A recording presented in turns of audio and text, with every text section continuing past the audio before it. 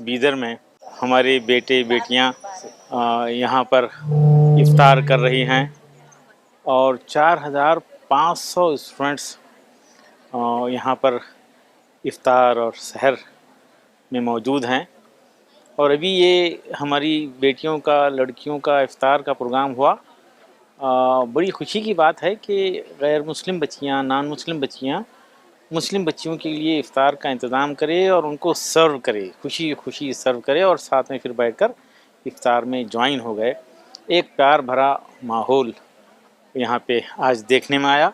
बड़ी खुशी के लम्हात ये थे और यहाँ पे प्यार और मोहब्बत का माहौल, गरीब अमीर हिंदू मुस्लिम सब एक साथ एक प्यार भरे माहौल में, डिस्ट्रैक्शन के माहौल में अपने माँ बाप की आरज़ुओं को वो पूरा करने के लिए यहाँ पर मेहनतें कर रहे हैं।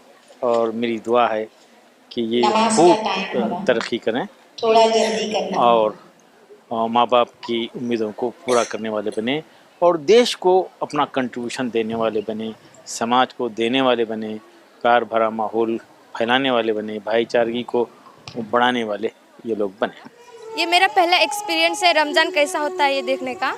मैंने कभी अपनी लाइफ में रमज़ान कैसा मनाते हैं ये नहीं देखा और मैं खुद को बहुत लकी समझती हूँ कि मैंने पहला रमज़ान शाहीन में देखा कि यूनिटी है, पूरे इंडिया के सारे लोग यहाँ पे आते हैं, कोने कोने से आते हैं और एक साथ रहते हैं, एक साथ रोज़ा खोलते हैं और हम भी इनकी बहुत मदद करते हैं।